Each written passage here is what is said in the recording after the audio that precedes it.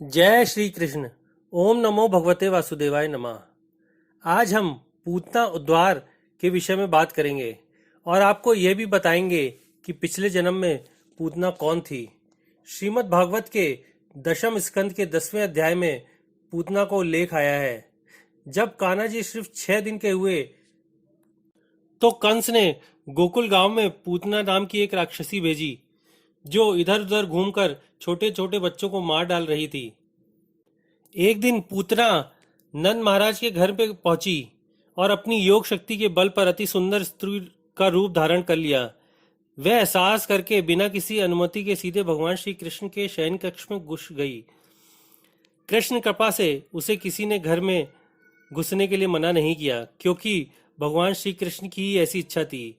बालक श्री कृष्ण ने पूतना को देखा और सोचा कि उन्हें इस सुंदर स्त्री रूप वाली राक्षसी का वध करना है।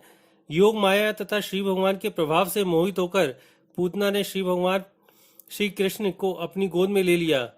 तो ना तो रोहिणी ने मना किया और ना यशोदा ने। तब पूतना भगवान श्री कृष्ण को अपने दूध पिलाने लगी, किंतु उसमें विष छुपड़ा हुआ था। इसलिए बालक श्री कृष्ण ने उसका स्तन इतनी जोर से चूसे कि उसे असहाय पीड़ा हुई, जिससे वह अपने असली रूप में आकर भूमि पर गिर पड़ी और इस तरह पूतना का अंत हो गया। ब्रजवासियों ने पूतना के विशाल शरीर के टुकड़े किए, किंतु भगवान श्री कृष्ण द्वारा स्तनपान किए जाने के कारण उसके सारे पाप दूर हो चुके थे।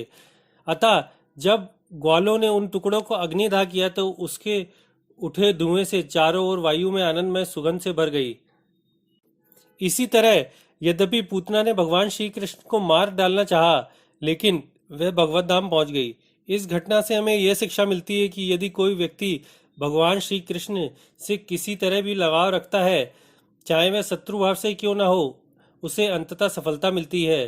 तब भला उन भक्तों के विषय में क्या कहा जाए जो भगवान श्री कृष्ण के प्रेम में सहज ही अनुरक्त रहते हैं।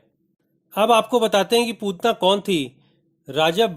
पूर्व जन्म में राजा बलि और रानी विंध्यावली की पुत्री का नाम था रत्नमाला।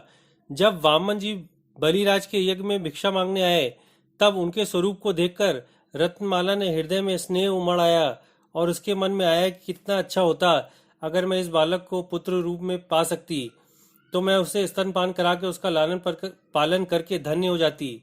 वामन के तेजस्वी रूप को देखकर रत्नमाला के हृदय में पुत्र स्नेह उमड़ आया था, किंतु उन्होंने उसके पिताजी की जो अवदशा की थी उसे देखकर शत्रु भाव भी उमड़ आया और उसके मन में वामन जी को मारने की भी इच्छा हो गई। अब ये वात्सल्य भाव और शत्रु भाव दोनों को लेकर रत्नमाला नए जन्म में पूतना बनकर आई। आशा करते हैं पूतना का ये प्रसंग आपको अच्छा लगा होगा।